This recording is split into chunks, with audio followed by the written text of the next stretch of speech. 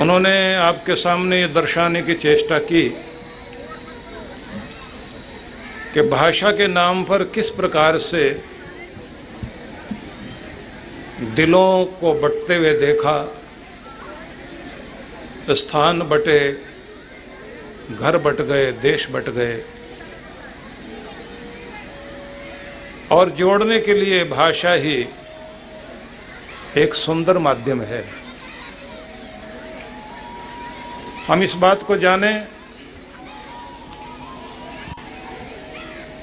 6 चीजें इंसान को जोड़ती हैं: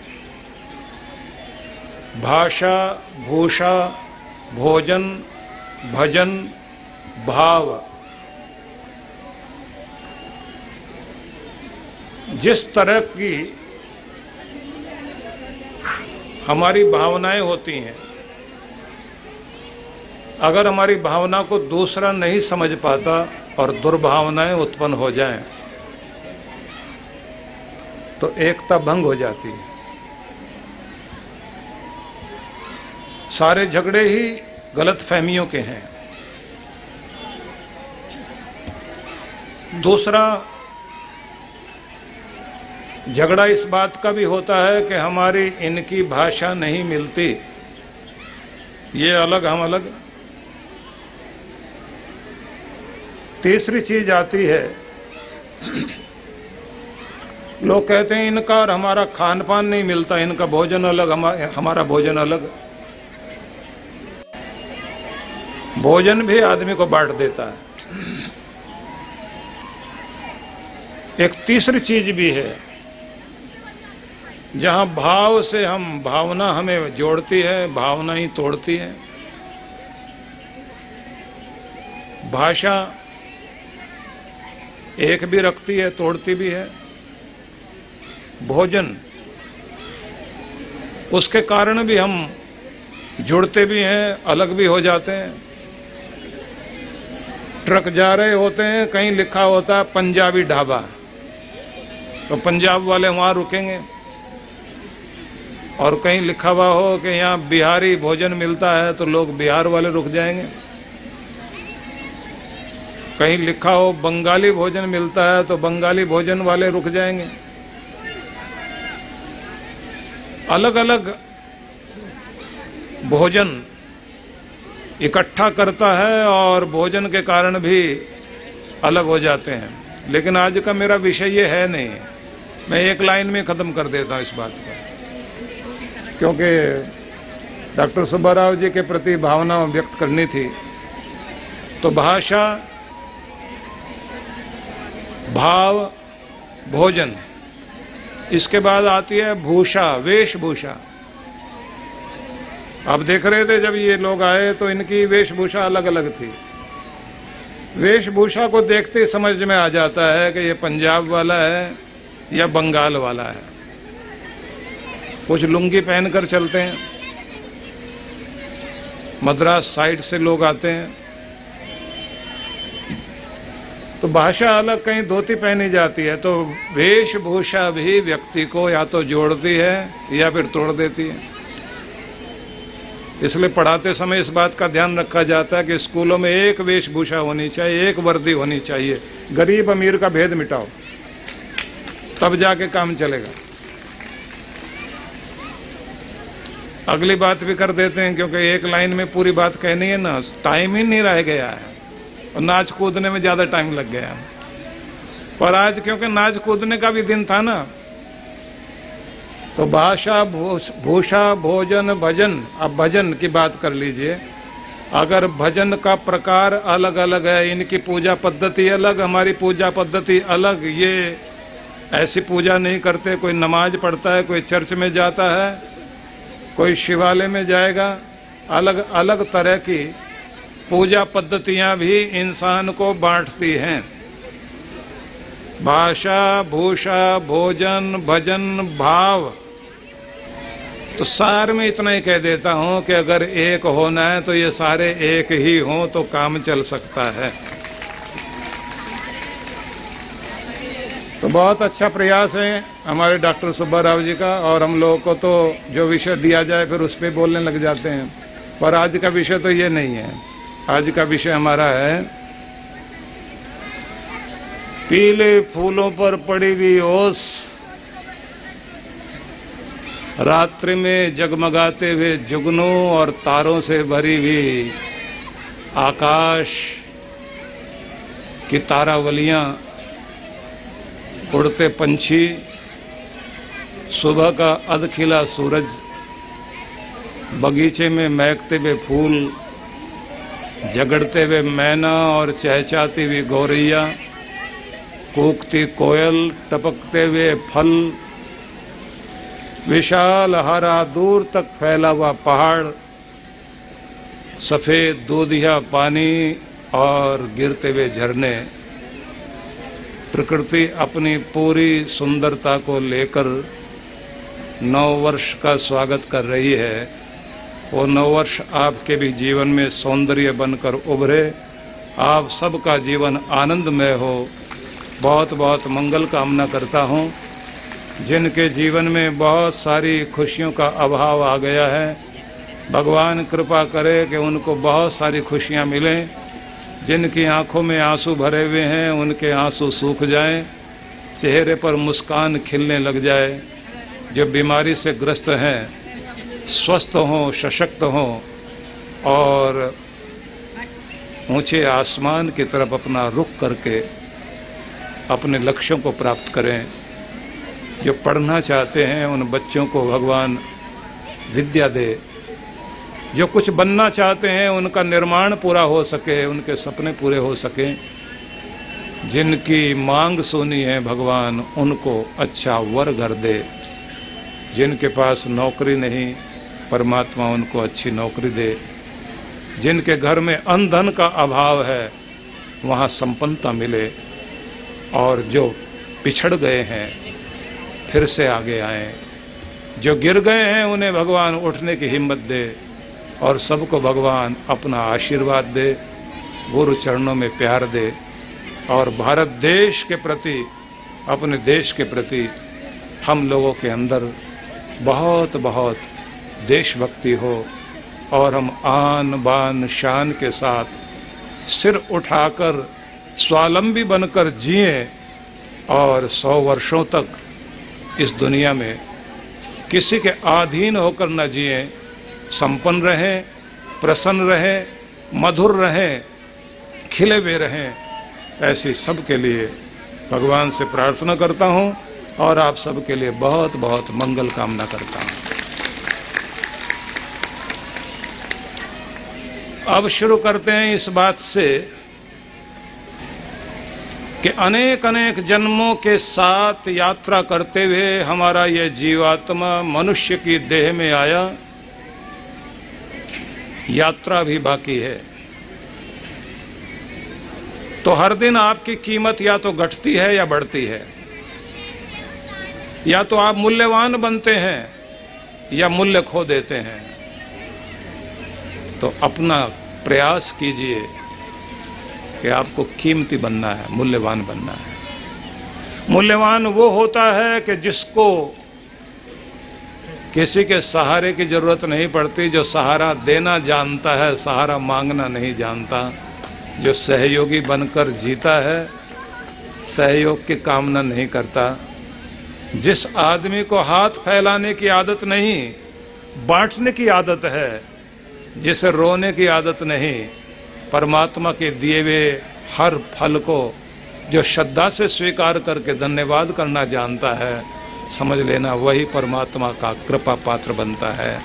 इसलिए याद रखिए, आज से आप अपने आप को और श्रेष्ठ और बेटर और बेहतर बनाने की चेष्टा में आगे बढ़ेंगे।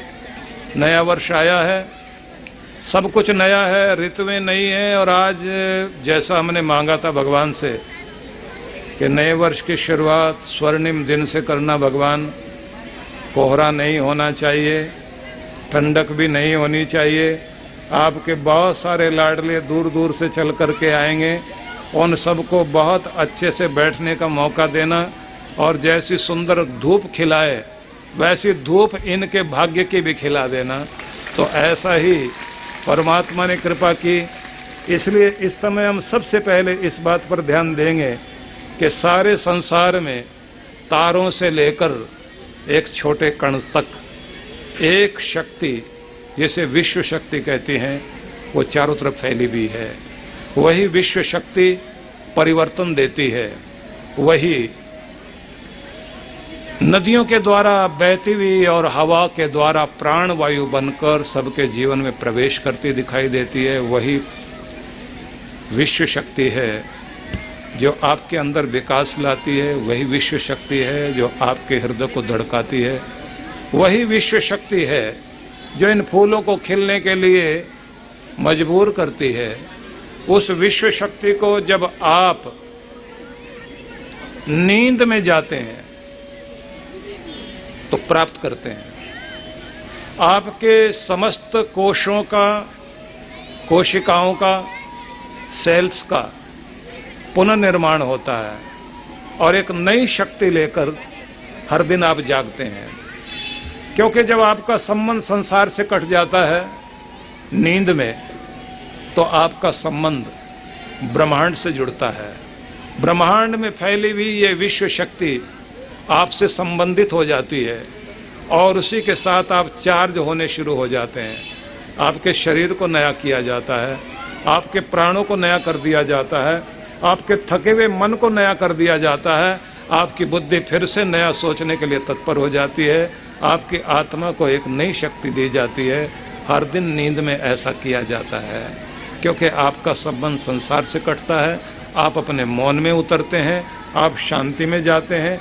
इसलिए वो परम शांति, वो विश्व शक्ति आपको हर दिन नया करती है। जैसे ही आप ध्यान में जाते हैं तो जो नींद में 10% शक्ति मिली थी, वही 50% शक्ति ध्यान के द्वारा आपको प्राप्त होने लग जाती है। जैसे ही आप समाधि में जाते हैं तो 100% शक्ति आपको विश्व के द्वारा, ब्रह्मांड के द्वारा, उस परमात्मा विश्व आत्मा के द्वारा प्रदान की जाती है। इसलिए आज से हम ये समझेंगे, अगर हमें अपने आप को प्राणवान बनाना है और बलिष्ठ आत्मा के साथ संसार की यात्रा में आगे बढ़ना है, तो अपने आप को उससे जोड़ने की कोशिश करनी चाहिए जिसने इस सारे संसार को बनाया है। उससे जुड़ने के लिए माध्यम है प्रार्थना, माध्यम है कीर्तन, माध्यम है भजन, माध्यम है पूजा, माध्यम है यज्ञ, माध्यम हो सकता है कुछ भी ऐसा जहां आप इस संसार को भूलकर संसार के मालिक को याद करते हैं, अपने आप को खो देते हैं, तो उसके दर्शन होने शुरू हो जाते हैं। इसलिए ध्यान रख लीजिए, आपको संसार से थोड़ी देर के लिए विरक्त होकर परम सत्ता के साथ जुड़ने की आदत डालनी है। भले ही प्राणायाम पूर्वक आप थोड़ी देर के लिए ध्यान करें या किसी नाद के द्वारा आप मन टिकाकर एकाग्रता धारण करें और उसके साथ आप भगवान से जुड़ें, या पूजा करते करते आप परमात्मा के प्रेम में खो जाएं और आपका ध्यान परमात्मा से जुड़ जाए और संसार आपको विस्मृत हो जाए, भूल जाए। किसी भी तरह से अपने आप को इस संसार से भुलाइए, पास्ट से दूर कीजिए, फ्यूचर के सपने देखना छोड़िए। थोड़ी देर के लिए एकदम शांत सहज होकर विश्व शक्ति से जुड़िए। आप वो बन जाएंगे जो बनना चाहते हैं, आपको वो मिल जाएगा जो आप पाना चाहते हैं, आप वहाँ पहुँच जाएंगे जहाँ आप पहुँचने के इच्छुक हैं। इसलिए उससे मांगिए, जो देगा जताएगा नहीं। देते हुए के जिसके हाथ नहीं दिखाई देंगे, लेकिन झोली में गिरा हुआ धन माल जरूर दिखाई देगा। उस प्यारे से संबंध जोड़िए। देता सबको है, बरता सबको है। उस प्यारे से जुड़ने का माध्यम भगवान जब बहुत कृपा करता है तो व्यक्ति के जीवन में गुरु देता है, और जब गुरु मिल जाता है तो फिर परमात्मा का रास्ता भी मिल जाता है। इसलिए अपने आप को पहले गुरु से जोड़िए। जब गुरु से आप जुड़ जाते हैं तो फिर गुरु आपको सबसे पहले ये कहता है, अपने अनुशासन में बंधना सीखो। अनुशासन वाला व्यक्ति वो होता है जो खुद का दुश्मन नहीं होता, खुद को प्यार करना जानता है। जो खुद का दुश्मन है वो कुछ भी खाएगा, वो कैसे भी रहेगा, खुद का दुश्मन जो होगा आलसी बन जाएगा। ठंडी ठंडी शरद हवा जैसे सुबह चलती है और बिस्तर पर लेटे लेटे अलार्म सुनते हैं और इधर से कोई फोन भी आ जाए कि उठ जाओ, तो आलसी आदमी कहता मत ढूंढो मुझे इस दुनिया की तन्हाई में, मत ढूंढो मुझे इस दुनिया की तन्हाई में, ठंड बहुत है, बहुत मजा है अपनी रजाई में। वो अपनी रजाई में बैठा रहेगा, हिलना नहीं चाहता, कविता निकल जाएगी उसके अंदर से।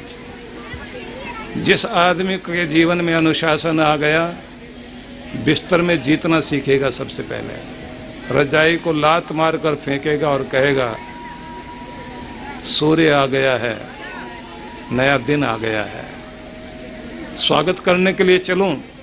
देव शक्तियां ब्रह्मांड में चारों तरफ फैली हुई हैं, नई ऊर्जा लेकर सपनों को पूरा करने के लिए, वरदान देने के लिए झोलियां भरने का समय आ गया। इसलिए उस समय व्यक्ति उठकर स्नान आदि करने के बाद अपने परमात्मा के साथ संयुक्त होने की चेष्टा करेगा। और ऐसा व्यक्ति सबसे पहले उसकी कोशिश होती है, क्योंकि गुरु ये समझाते हैं, अगर आप अपने ध्यान की तरफ जाना चाहते हैं तो गुरु सबसे पहले ये समझाते हैं अनुशासन को अपनाना। अनुशासन कहता है स्वयं को प्यार करना सीखें। आपके अंदर बहता हुआ अनंत प्रेम सारी दुनिया को प्रेम की नदी बहा सकता है। और अगर आप खुद ही सूखे रेगिस्तान मरुस्थल बनकर बैठ गए तो सूखा हुआ, जला हुआ, भुना हुआ दुखी आदमी चारों तरफ दुख फैलाता रहता है, नेगेटिविटी उसके अंदर से निकलती रहती है। इसलिए सबसे पहले आप खुद को सम्मान देना सीख जाइए। तो जो आपका अपमान करते थे और आपकी बेइज्जती करते थे, अगर खुद को सम्मान दोगे तो आप सम्मानित होने शुरू हो जाएंगे, और जो आपका अपमान करते थे वो दूर भागने शुरू हो जाएंगे, और जो आपको मान देना जानते हैं वो आपके नज़दीक होना शुरू हो जाएंगे। इसलिए उनका जमघट आपकी तरफ आना शुरू हो जाएगा जो आपको आगे बढ़ाना चाहते हैं। और अगर आप खुद को कोसना शुरू करोगे तो आपको कोसने वाले चारों तरफ खड़े हो जाएंगे। सब कहेंगे मनुष्य आदमी है और इस आदमी से कोई उम्मीद नहीं की जा सकती।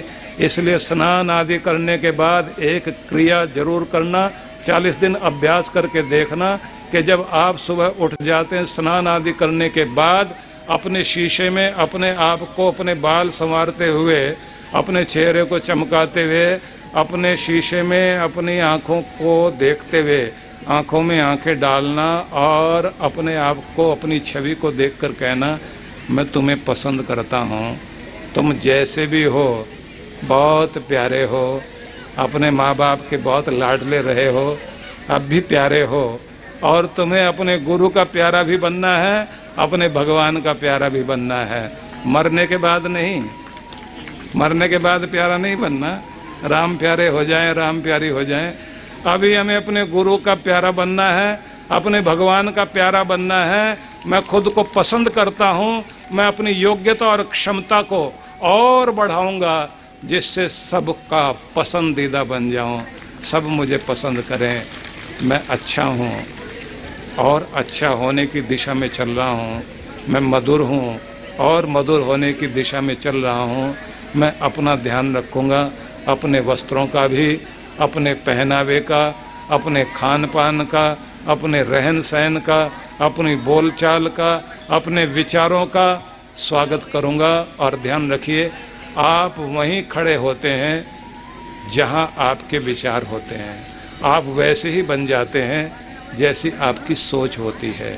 इसलिए आपके पास प्रबल विचार मस्तिष्क में आने चाहिए, क्योंकि आप प्रबलता को पसंद करते हैं, आप ऊंचाई को पसंद करते हैं।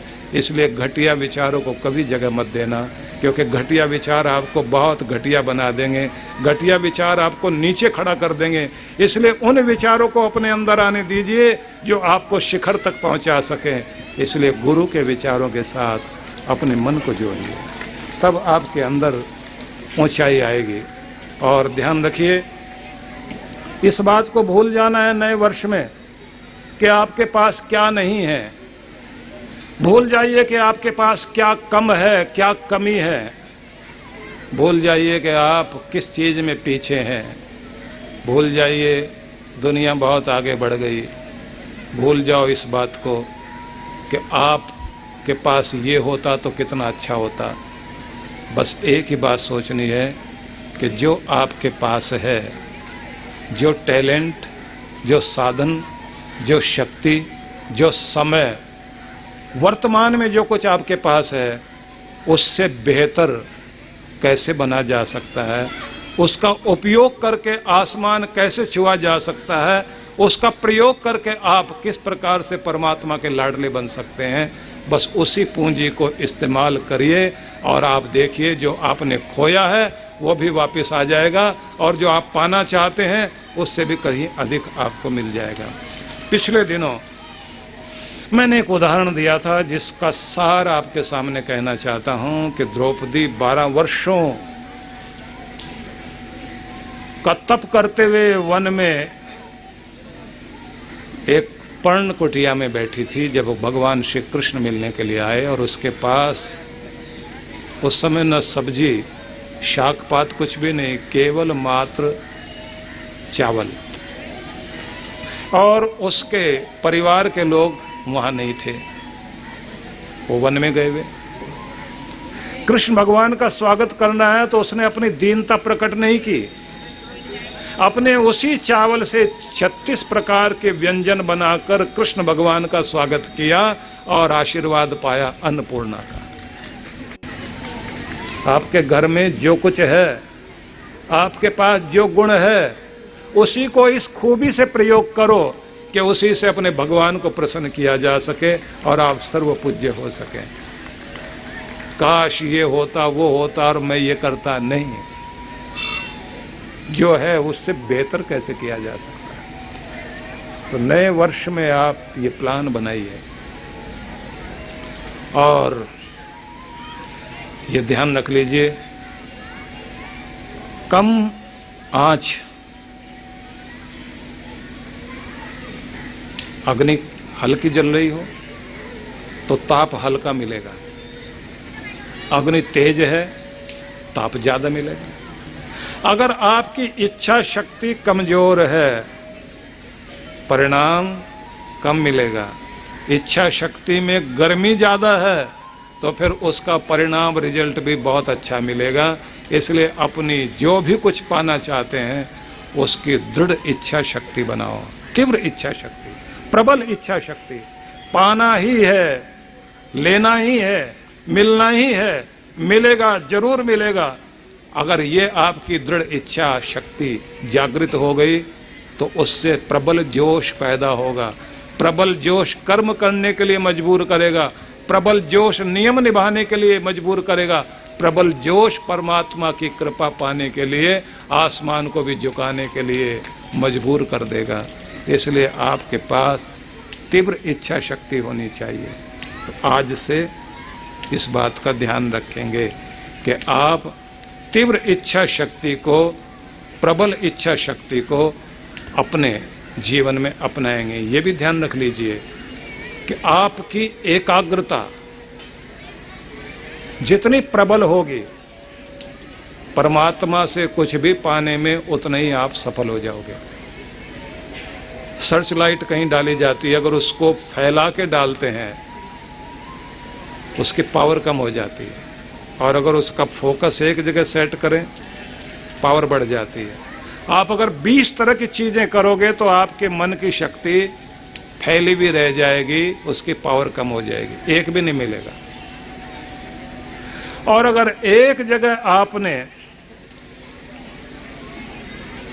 अपने मन को एकाग्र कर दिया तो आपके अंदर की जितनी भी बड़ी शक्ति है वो एक जगह आ जाएगी, और जो आप पाना चाहते हैं फिर उसको दिलाने में वो सहयोगी बन जाएगी। इसलिए एकाग्रता सीखें, एक जगह मन टिकाना सीखें, और अपने खुद को भोजन करें तो पूरा मन लगाकर, काम करें पूरा मन लगाकर। आप एक जगह मन टिकाने की आदत आज से बनाना शुरू कर दीजिए। जो कुछ आप पाना चाहते हैं प्रबल इच्छा देगी, जो कुछ आप पाना चाहते हैं आपकी तीव्र इच्छा शक्ति आपको देगी। आप आगे बढ़ना चाहते हैं, अपने मन को एकाग्र करना सीखें, सब कुछ मिलेगा। अपनी वृत्तियों को बिखरने नहीं दें, एक जगह जोड़ना सीखें। आप जो पाना चाहते हैं वो आपको निश्चित रूप से मिलेगा। आप जो पाना चाहते हैं उसके लिए आपको अनुशासित होना पड़ेगा। खुद को प्यार करना सीखिए। अपनी आंखों में झांककर शीशे में देखते हुए खुद को सराहिए, प्रशंसा कीजिए अच्छी बातों की, और बीते हुए कल से जो शिक्षा ले सकते हैं वो शिक्षा लें, लेकिन खुद को कोसना छोड़ दें। अगली बात ये भी ध्यान रख लीजिए कि जहां एक जगह मन टिकाओगे, दुख पर अगर टिकाया दुख बढ़ेगा, चिंता पर अगर मन टिका लिया चिंता बढ़ जाएगी, और अगर खुशी पर आपने मन टिकाया तो खुशी बढ़ जाएगी। और अगर आदत आपकी मजाक करने की है, हंसने मुस्कराने की है, तो ये बात ध्यान रख लेना कि जब भी आप मजाक की बात ढूंढोगे, एक नहीं 1000 मिल जाएंगे आपको, 1000। बच्चे क्लास में पढ़ रहे हैं और टीचर ने कहा माय टीचर पर ऐसे लिखो, निबंध लिखो। बच्चा लिखने बैठा, लिखते लिखते थोड़ी देर में खड़ा होकर बोला, टीचर एक बात बताओ कि चुड़ैल को इंग्लिश में क्या बोलते हैं? मतलब वो माय टीचर को समझ गए ना आप लोग। लेकिन टीचर तो सबके जीवन में जरूरी है। अगर कोच नहीं है आपके जीवन में तो आप कुछ भी नहीं बन सकते। तो सबसे पहले अपने कोच को मान देना सीख जाइए। अगर आप अपने टीचर को मान देना सीख जाएंगे और अपनी पुस्तक को भी माथे से लगाना सीख जाएंगे तो विद्या आपके लिए आसान हो जाएगी, जिंदगी आसान हो जाएगी। और यदि मजाक में कभी कुछ बोल देते हैं वो बात अलग हो सकती है, लेकिन अपमान नहीं करना। तो आज से प्रणाम करो अपने टीचरों को। पहली टीचर माँ, फिर पिता, जिसने भाषा सिखाई, अलग भाषा सिखाई, रोजी रोटी कमाना सिखाया, उन सभी टीचरों को, उन सभी शिक्षकों को सम्मान दीजिए। और अगली खास बात, छोटे छोटे कदम चलते चलते बड़ी मंजिल मिलती है। एक दिन में आसमान कोई नहीं छू सकता। अगर कोई संगीतकार एक दिन में ही बहुत सम्मानित हो जाता है, पता लगता है कि उसके पीछे उसके 20 साल की साधना थी। अगर कोई धावक मैदान में जाकर बहुत सारे अपने प्रतिधावकों को पिछाड़ दे और एक ही बार में 5 मिनट भी नहीं लगते, 1-2 मिनट की प्रतियोगिता होती है दौड़ की, 1-2 मिनट में ही गोल्ड मेडल लेकर आता है, तो पता चलता है कि इस बच्चे ने 5 साल लगातार मैदान में जाकर मेहनत की थी, एक एक दिन को प्रयोग किया था, इसलिए आज मेडल इसके गले में है। तो ऐसे ही आपको दिखाई नहीं देंगे उसके 5 साल, दिखाई देंगे 3 मिनट। सफलता 3 मिनट में ही आ जाएगी, लेकिन उसके लिए आपको 5 साल इसी तरह लगाने पड़ेंगे, लगातार कोशिश करनी पड़ेगी। अगर आप आलस से छोड़कर रोज मेहनत करें तो क्या ऐसी चीज़ है जो आपको मिल नहीं सकती। इसलिए नए साल में आप लगातार मेहनत करेंगे, लगातार आप अपने बड़ों का सम्मान करेंगे। नए साल में आप सफल होने के लिए अपना एकाग्रता और फोकस को सेट करना सीखेंगे। नए साल में आप खुद को पसंद करना सीखेंगे, खुद को कोसेंगे नहीं। और नए साल में आप विश्व शक्ति को अपने अंदर जोड़ने के लिए अपने ध्यान में उतरने की चेष्टा करेंगे। नए साल में आप इस बात का भी ध्यान रखेंगे कि एक सौंदर्य बाहर बिखरा हुआ है पूरे संसार भर में, वैसे ही सौंदर्य आपके अंदर भी उतर आए। तो इसके लिए आपकी अपनी कल्पना शक्ति परमात्मा से जुड़ जाए, सृष्टि से जुड़ जाए, और उसमें आप कुछ खास देखना, जो मैं बता रहा हूं अभी। आप जो चाहते हैं उसकी एक फिल्म बनाओ अपने मन में। जैसे कोई आईएएस बनना चाहता है विद्यार्थी, तो उसे देखना है कि एक दिन मैं IAS ऑफिसर बन गया हूँ, लाल बत्ती वाली गाड़ी में बैठा हुआ हूँ, सैल्यूट करने वाले ऑफिसर पुलिस वाले पास में हैं, हुक्म चलाने के लिए मैं खड़ा हुआ हूँ, एक अच्छे से ऑफिस में हूँ और वहाँ से मैं बहुत कुछ दुनिया को दे रहा हूँ। मेरे द्वारा प्रशासन में बहुत बड़ा सुधार हो रहा है, मेरे माँ बाप मुझे बहुत सम्मान दे रहे हैं, मेरे घर के लोग और रिश्तेदार भी मुझे सराह रहे हैं और मैं अपने आप को वहाँ खड़ा हुआ देख रहा हूँ। कितनी बड़ी खुशी मेरे जीवन में आ गई है। उसे महसूस करते हुए आप परमात्मा का ध्यान करना और कहना, तू रहीम है, तू करीम है, तू करुणा कर है, तू करुणा सिंधु है, तू दयालु है, सबका दाता है, पतित पावन है। हे मेरे पिता परमात्मा, मैं तेरी शरण में हूँ और तेरे दर पर आकर तेरा बच्चा एक चीज़ मांगता है, वो जो सपना मैंने अभी देखा है अपने मन में, उस सपने को तुम्हें अर्पित करता हूँ। परमात्मा सब कुछ तुझसे ही पाया है, अब तक भी बहुत कुछ मिला है, उसके लिए आभारी हूँ और ये सपना अपना पूरा होता हुआ देख रहा हूँ। तेरी कृपा से सब कुछ मिला है, तेरे यहाँ देर लग सकती है, अंधेर नहीं होता और तू सब कुछ देने वाला है, इसलिए तेरे यहाँ कोई कंजूसी की भी बात नहीं है। मैं अपने आप को, अपने जीवन को तुम्हें समर्पित करते हुए अपनी ज़िंदगी को इस ऊंचाई पर देखना चाहता हूँ। आप मुझ पर कृपा कीजिए। और फिर वैसा अनुभव करते हुए आप हाथ जोड़ के भगवान को प्रणाम करना और 24 घंटे में आपका अवचेतन मन, अनकॉन्शियस माइंड, आपकी प्रार्थना को, आपके पढ़े हुए को, आपके कहे हुए को डाउनलोड करता है। सवेरे फिर वैसे ही बोलना 24 घंटे बीतते ही, और दिन में 3 बार इसी बात को, इसी सपने को देख लेना और फिर दिन में सिर्फ 1 बार इसे याद करना है। 1 हफ्ते तक ऐसे याद करके फिर छोड़ देना।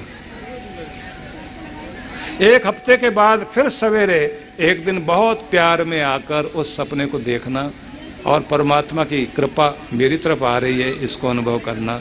और उसके बाद फिर आप बीच बीच में याद कर लें, लेकिन दबाव ना डालें दिमाग में और मन में शंका ना रखें, भरोसा पूरा रखें। एक दिन आप देखोगे आपका सपना पूरा होगा।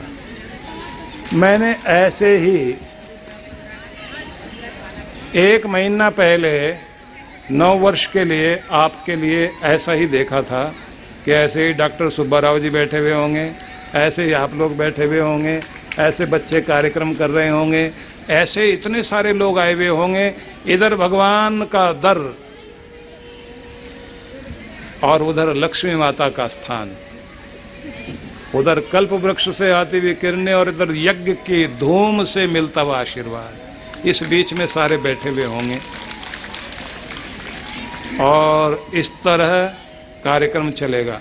उसके बाद दिमाग में एक शब्द चल रहा था, देर हो जाएगी, प्रोग्राम में देर हो जाएगी, और पता नहीं मैं ये क्यों सोच रहा था। और फिर मैं कह रहा था 3 तो बज ही जाएंगे, और बज गए। तो ये बहुत गड़बड़ होती है, आप ध्यान रख लेना। अगर मैं ये कहता 2 बज जाएंगे, 2 तो बज ही जाएंगे, तो 2 ही बजते, फिर 3 नहीं बजते। और जो मुझे मिले आके पेपर लेकर आए मेरे सामने, इधर लेके आए, इधर लेके आए, और उसमें कहे लंबा प्रोग्राम है, देर हो जाएगी। जो आए वही कहे देर हो जाएगी, और मैं भी कहूँ देर हो जाएगी, हो गई ना। तो क्या करेंगे अब? देर नहीं होगी, मतलब ठीक टाइम पर कार्यक्रम संपन्न होगा 2 बजे। जब ये कहोगे तो ठीक 2 बजे संपन्न होगा, ये ध्यान रख लेना। क्योंकि आपकी घड़ी गड़बड़ कर सकती है, उसकी घड़ी कभी गड़बड़ नहीं करती। जो मांगना चाहते हो वो देगा। अब अगली बात जरूरी, भगवान से सब कुछ पाने के लिए प्रार्थना करनी चाहिए। जीवे में शरद शतम, 100 वर्षों तक जिए। पश्येम शरद शतम, 100 वर्षों तक देखते हुए जिए। प्रब्रवाम शरद शतम, बोलते हुए 92 वर्ष की उम्र में अच्छा गा रहे थे, और आवाज जब गुजरात वाली ट्यून इन्होंने सुनानी शुरू की, उस धुन में तो ऐसी इन्होंने लहर ली, पूरा दिखाई दे रहा था गुजरात हमारे सामने आ गया। तो स्वास्थ्य अच्छा हो सके इस पर काम करना हम सब ने।